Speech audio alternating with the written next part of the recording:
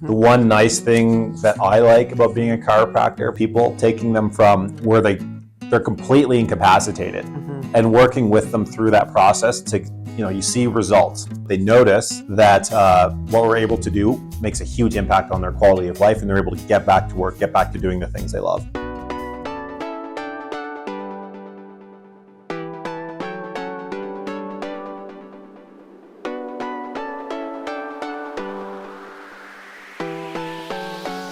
Hi, this is Cindy Chase. You are watching Coffee Connections podcast. This week, our special guest interview is with Edmontonian Dr. Joseph Tanti. He is a doctor of chiropractic, and I met Dr. Tanti a couple of years ago when he wrote a book and he needed a cover design. His book is called How Edmontonians Recover Faster from the Pain and Suffering of a Car Collision. So there's a lot of people that might want that information. So this week's Scam Alert update with Darlene Petrie from Scam Prevention International is on money laundering and job scams. She's going to share with us a true story about somebody that was scammed and the repercussions. So stay tuned for that. A little bit later, we're going to talk about the logo that we're designing for Rylex Digital Productions. We're on proof number 3, and I'll show you what I came up with. In this case, Ryan creates digital music. So more about that soon.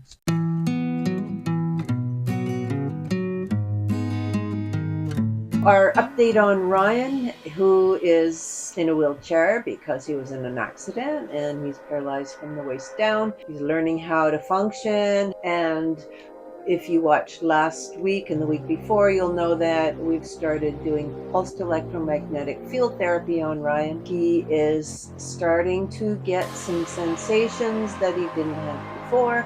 He said, I don't know if it's the pulsed electromagnetic field therapy or not, but this is what's happening. So we are hopeful. When you use a cell phone or you're in front of a TV, there's energy, electric waves that exude electronic devices, and our bodies are not made to deal with that. It actually affects our bodies negatively. And so pulsed electromagnetic field therapy counteracts those negative energies and bring your body to an equilibrium so that it can heal and function better. Would you do me a huge favor and like and subscribe to my channel? This will tell YouTube that somebody wants to see it, so they will share it with more people.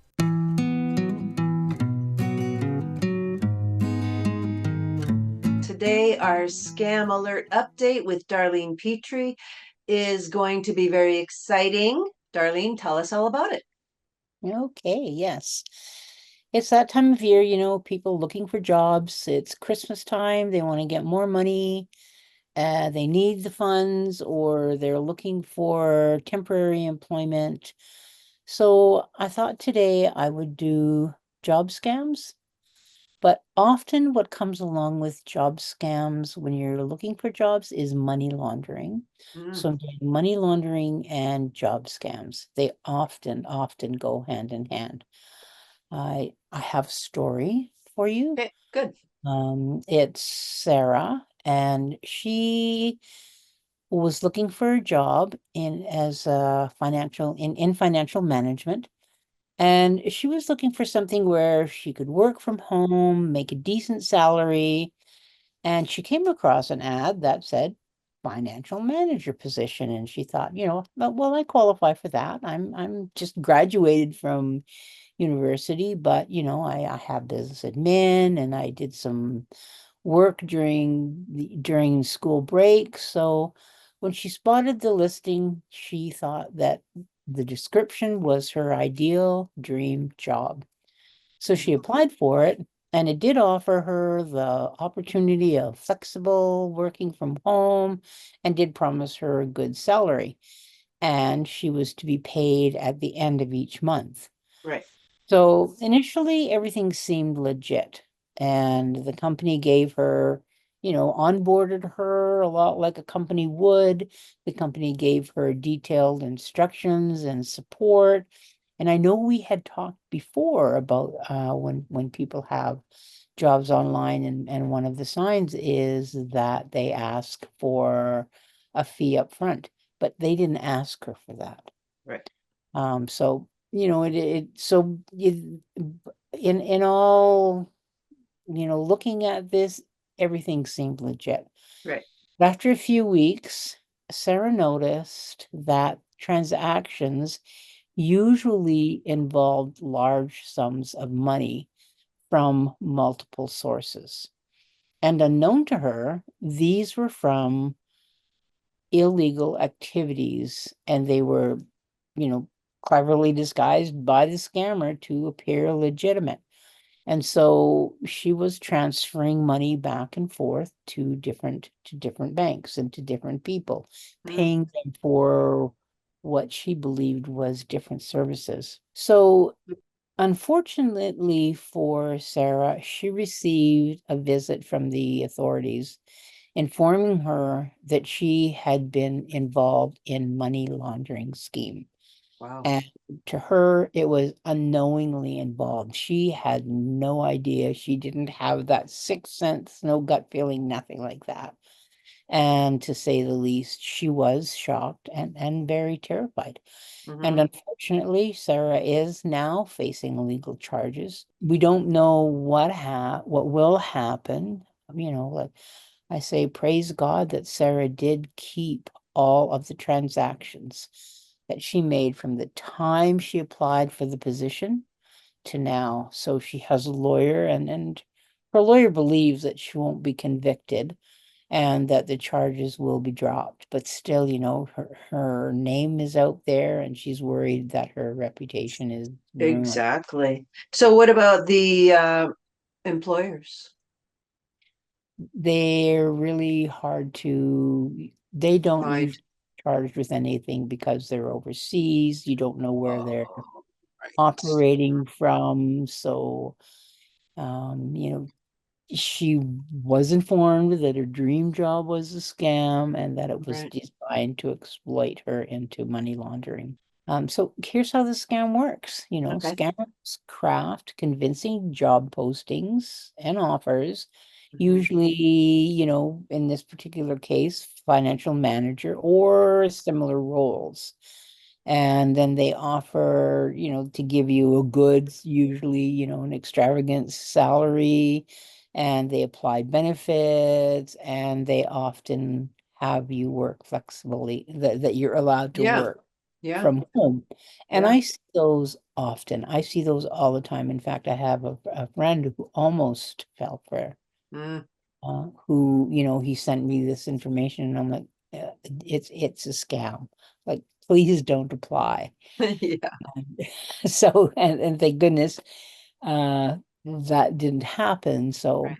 you know what, once the person accepts the job, the responsibilities typically will include transferring funds between various accounts, processing payments, and even purchasing high value items. And sometimes these items are shipped to their home, Mm. and then those items need to be shipped to somewhere else. Oh my goodness. And so these transactions are all part of the scammers' tactics to launder. Right.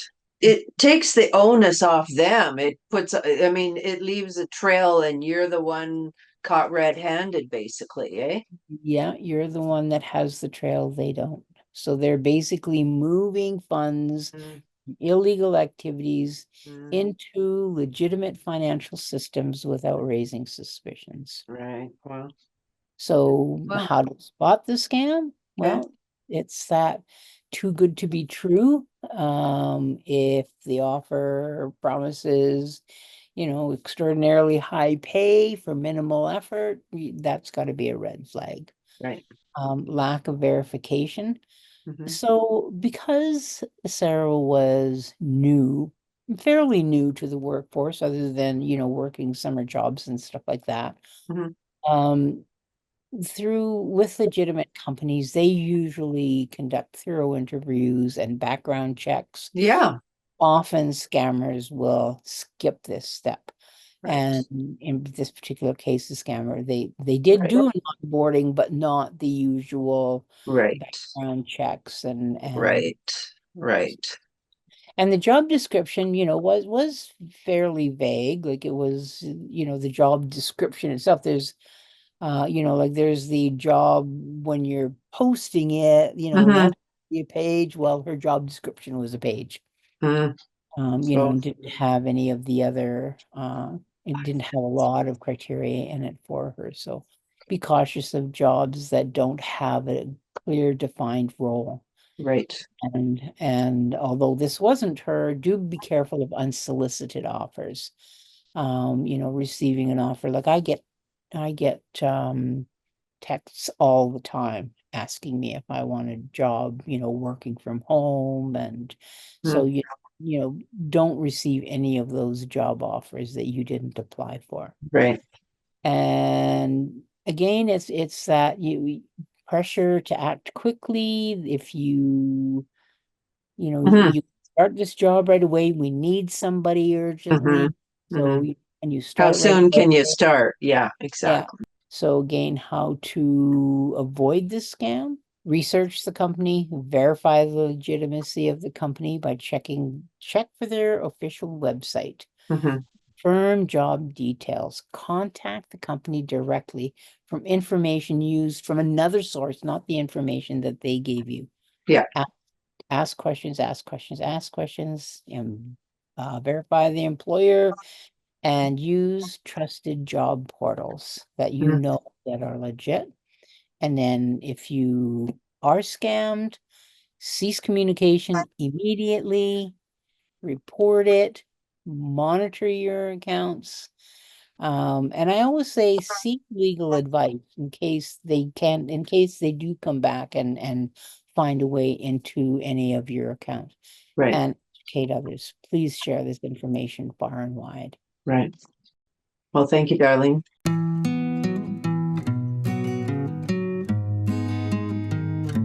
Hello and welcome to the Coffee Connections podcast. Our special guest today is Dr. Joseph Tanti from Riverbend Chiropractic and Wellness. Welcome. Great to be here, Cindy. Thank you for having me. Yes. So can we first share how we met? Sure. I think we met when I was trying to writing a book.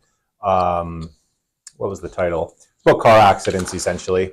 And I was looking for someone to edit the cover for me because I'm great at what I do, but I don't do artistic design. Right. So then I believe someone introduced me to you. Yep. And then we connected, and then we also met at, I think, some chamber events and so forth, and just kind of kept in contact, through those kind of means. So how long have you been in this clinic?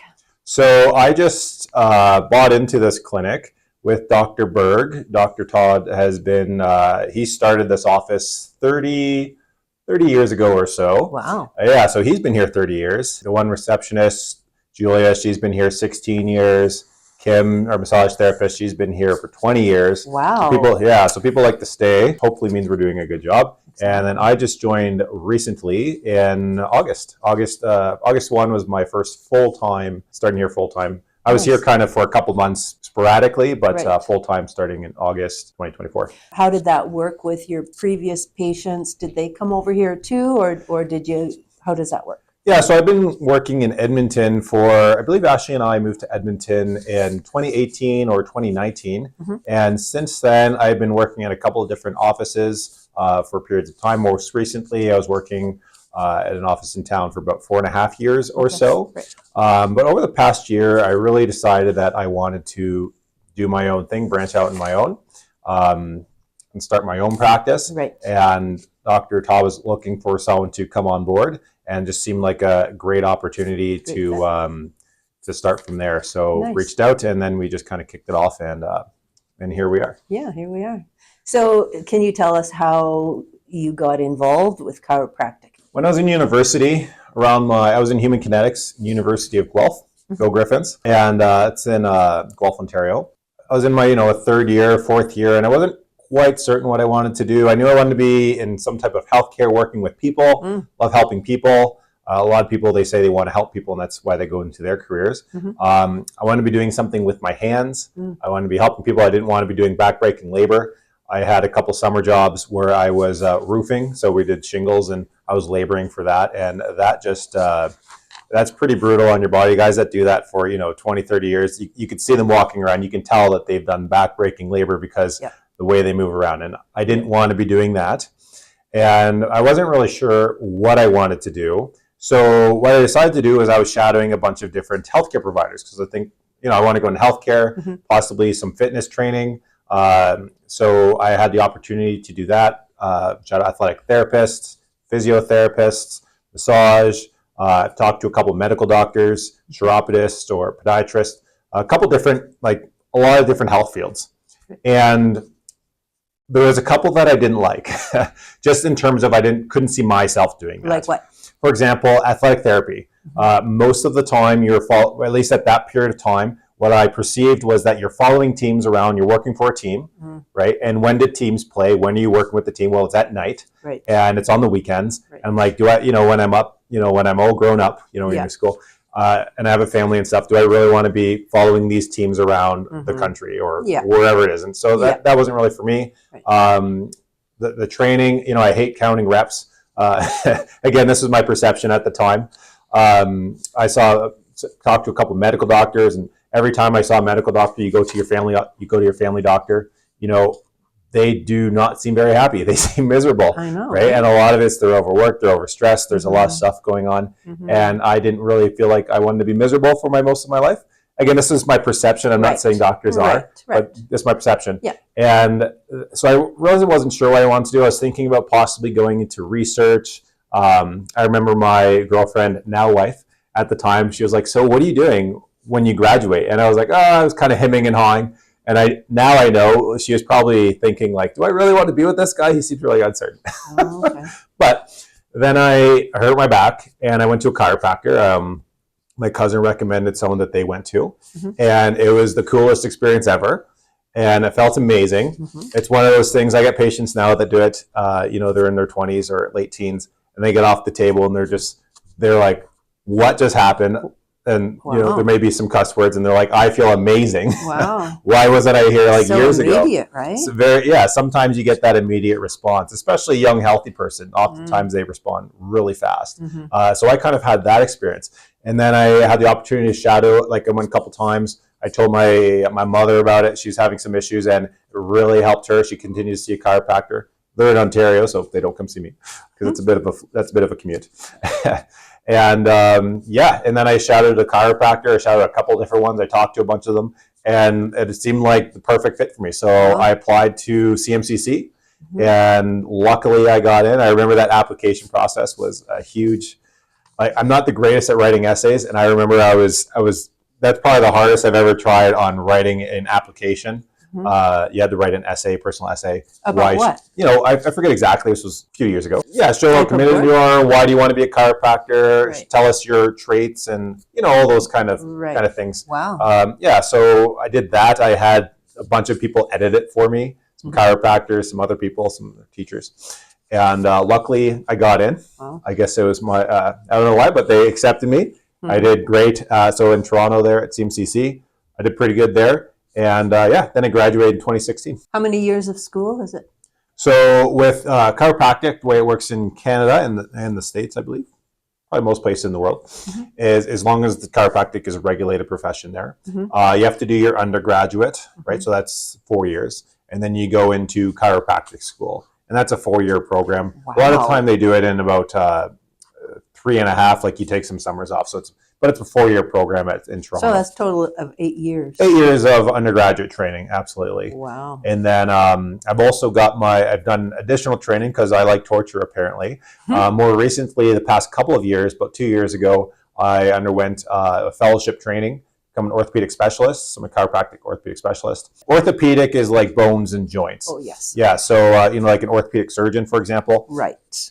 I don't do surgery, obviously, but we have a little more specialized training to deal with more, I'll say, serious type of orthopedic injuries. So, for example, someone who's been in a car accident, they've really injured themselves, they've fallen, they've broken bones. Right. There's 5 specialty colleges in chiropractic that are recognized in Canada. 5. And the orthopedics is one of them. Mm. I believe there's the orthopedics, there's sports, there's chiropractic science, there's radiology, and then there's occupational and rehabilitation. Oh. I believe those are the 5 colleges. Oh. There's a couple more that are trying to get registered as well. Oh.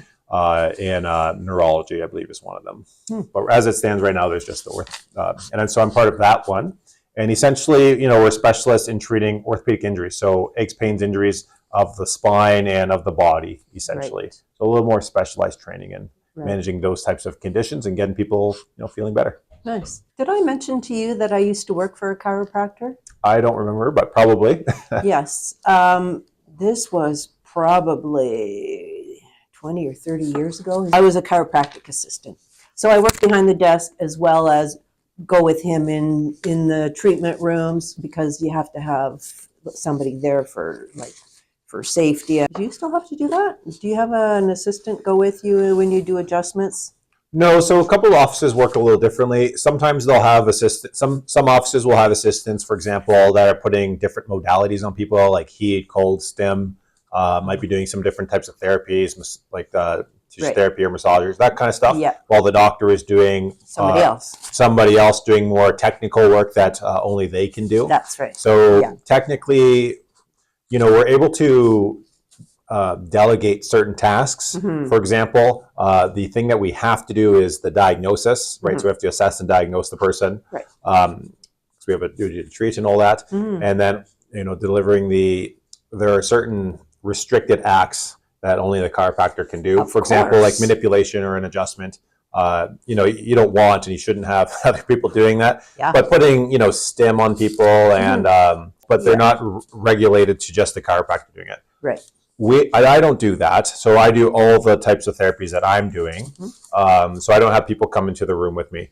Now, sometimes people may have some type of history of trauma and, these Would types feel of more things. comfortable with somebody else. Yeah, absolutely. And they feel more comfortable if they Right. have someone else in the room or another woman in the room Yeah. or a family member in the room. People bring their family members in the room all the time. Yeah. So we certainly have that. Or, for treating kids, oftentimes the parents are there. Mhm, mhm. I usually prefer the parents being there. Of course. Especially, obviously, the little kids, but even some teenagers, they still To have their hold them parents. down, hey? Yeah. Sometimes we got to chase them around the room. I'm just kidding. Yeah. No, they usually like it because they feel better afterwards, right? Right. And, we interact with the kids and make it Yeah. to be a pleasant experience because we don't want to be having to hold them down if they, Well, you they don't need want to traumatize them either, Exactly. right? And I've had some patients tell me when they're, they come in, they're 30 or 40 and they say, I really don't want to go to the chiropractor because I used to go when I was a kid Mhm. and, my parents would bring me in and it was very traumatic for me because Yeah. they would, they just didn't feel comfortable with that. So I really try to make it, and we try to make it feel like a comfortable, Mhm. welcoming environment. Yeah. I really don't want to force the kids to do anything Right. that they're, want to make it comfortable for them. So they want to come back. And we get patients all the time. They're like, oh, I want to get to see Dr. Joe. And they get excited about coming in rather than, being scared. Exactly. So there's people that are following in your footsteps, wanting to become a chiropractor. What would you suggest to them from your years of experience? What not to do and what to do in order to make the journey smoother? Just know what you're getting into. It's a great profession. Mhm. You get to work with people. Mhm. The one nice thing that I like about being a chiropractor versus, say, for example, medical doctors, and I've had conversations with medical doctors about this, is that people come into us typically because they hurt. They have some type of spine complaint or issue. They have arthritis. They have their joints are bothering them. And it's really impacting their quality of life. Right. I can't pick up my grandkids. I can't put on my shoe. I can't go to work. Mhm. Big one is work, right? You can't move. You can't work. How are you going to pay your rent? How are you going to pay your work? All these things, life, right? We need our bodies to function. Right. So being able to take some of these people, taking them from where they're completely incapacitated Mhm. and working with them through that process to, you see results. And typically they're happy, right? So we typically have people coming in that are actually happy to be here. Maybe not like, top on their list. They don't want to be here if they don't have to be, but they notice that what we're able to do makes a huge impact on their quality of life and they're able to get back to work, get back to doing the things they love and walking through them with that journey. Mm. A lot of other health providers, for example, medical doctors, you're in a lot of pain, you just go see your medical doctor, they might write you a prescription, for example, or they're going to refer you somewhere else. Yep. They don't really follow you through that journey, right? If you take the painkillers and it gets rid of your pain, you don't go back to the doctor and say, I feel great, thank you. Yeah. Right? They give you the piece of paper and you might say thanks. Yep. Right? But you're still hurting when you leave. The nice thing with our job is when they leave, they typically are feeling quite a lot better. And I would say like 80, 90% of the time, people say thank you. And it's, being thanked is great. And my wife, for example, she has her occupation. People don't really want to go see her, but she's just in a role that people need to go see her. No, she's not in healthcare. So in her job, people are kind of disgruntled and they don't really want to be there, but they have to go. Right. So she was helping out the other day and she was like, this is great. She's like, people are in a good mood. They're nice. They're friendly. They want to be here. And she's like, I could see myself doing this, just helping out. Yeah, it's a huge difference. And and the thing with your line of work, you can actually build relationships with your clients because they'll see you on an ongoing basis. Even when the pain subsides from chiropractic adjustment treatments, they'll come to you once a month or once every 3 months or whatever for regular adjustments, right? Just like bringing your car into a shop for a tune-up. Yeah, absolutely. A lot of people find the benefit of ongoing care. Yeah. A lot of the times, the problems that we get is from our daily tasks. You sit at a desk all day, you're driving all day, you're a truck driver or a taxi driver, or you're at an office, you're sitting all day.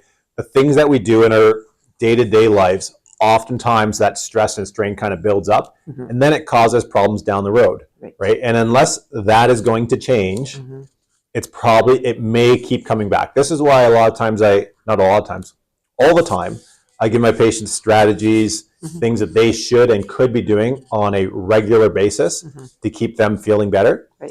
But oftentimes people find it beneficial to come in for that regular supportive care or maintenance care, or whatever you want to think about it, to keep things from getting worse. So, for example, sometimes they come in monthly, like you said. Sometimes people come in every 6 months. It really depends on the person. Right. And building those relationships, it's really great. The last place I worked at, I was there for about 4.5 years, right? So you built some pretty good relationships with people, and they know what you do works with them. Right. So I've had some patients come over here to continue care here with me. Dr. Berg, he treats whole families. I think he has a couple people that are 2-3 generation families. I think he has one that he's treated 4 generations in their family. So you really get to know the people, you get to have conversations with them. And that's one of the benefits, again, with our profession, is that you build those personal relationships and kind of see them grow up. It's very interesting treating an infant. For example, I've treated babies for various issues. And then, you don't see them for a while, and then they come in when they're 4 or 5. And then you're like, I remember I was holding you.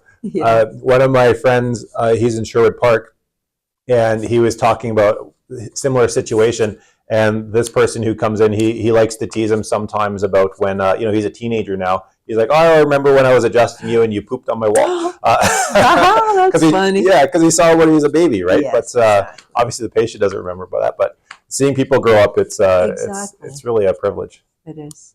Did you want to say anything to anybody, any patients? If you're having any spine, joint, or arthritic problems that are really limiting you and holding you back and not letting you live your best life, you should go see a chiropractor and you should go get that checked out. And a lot of times they're going to be able to help you.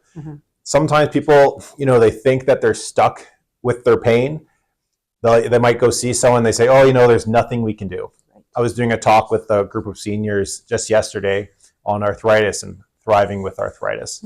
And there's nothing you can do to get rid of it, but we treat a lot of patients with arthritis. They feel like they're completely debilitated and, they can't do things that they want. And they're quite pleasantly surprised. Oftentimes the mobility we're able to get back for them, the pain reduction we're able to get back from them. And even if my oldest patient was 101. Wow. And my youngest patient was, I think like a newborn, my son. But I've also seen other babies that are 3 days old. Wow. And, everyone in between. Wow. So, we're able to help a lot of people with a lot of different problems. Right. So if you're having any aches, pains, injuries, and spinal conditions, joint problems, arthritis, go get checked out. And I'm sure you'll be pleasantly surprised and will make you a true believer, so to speak. Do you have a website or social media that we can share down in the description below? Absolutely. We're at Riverbend Chiropractic and Wellness.com. Same with social media on all the platforms. Follow us on YouTube. But yeah, follow, subscribe, and stay in touch. Thank you so much. My pleasure. Thank you, folks.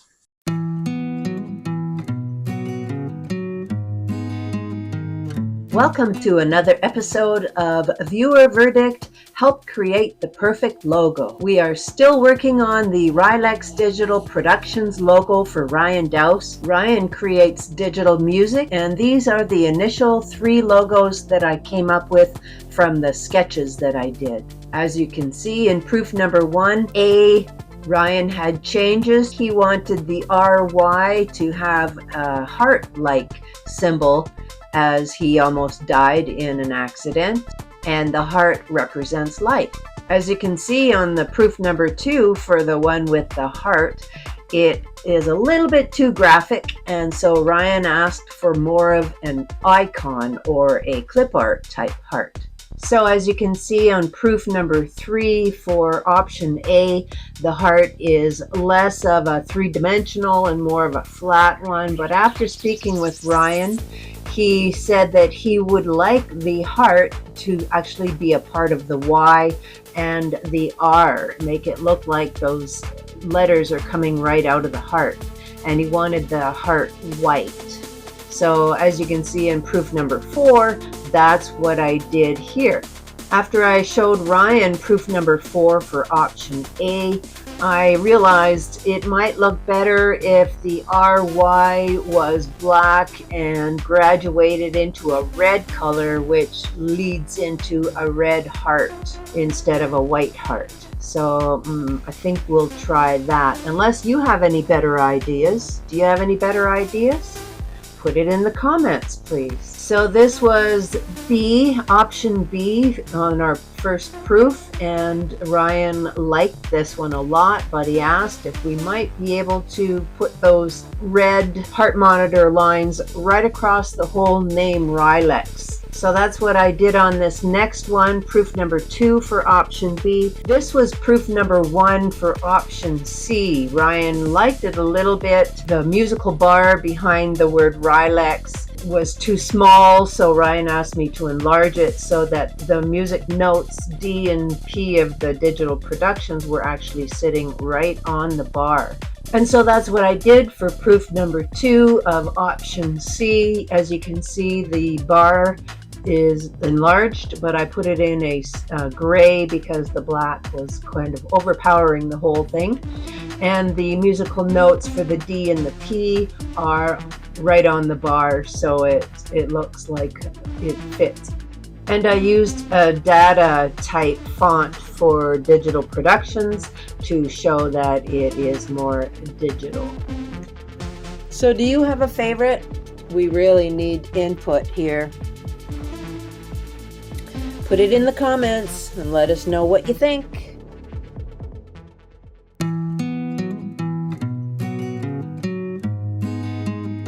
Our special guest interview next week is with Walter Technovich, and he is a photographer. His company is called Wire Sharp Photography. Oh, hey, if you haven't already subscribed, do you want to do me a favor and subscribe?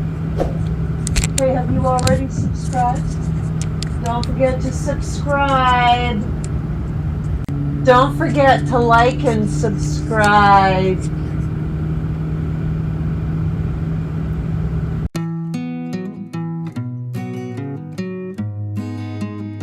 So we've come to the end of this podcast episode. Thank you so much to my guest, Dr. Joseph Tanti. If you have any questions for Dr. Tanti, you can contact him through the links that I've placed in the description below this video. You can also order his book by clicking on the link to the Amazon site. If you want to reach out to Darlene Petrie regarding a scam or potential scam, or contacting the authorities because of a scam, feel free to do that. Also, check in the description below this video, where I will have Darlene's contact information. And thank you for being with us. My name is Cindy Chase, and come back again next week.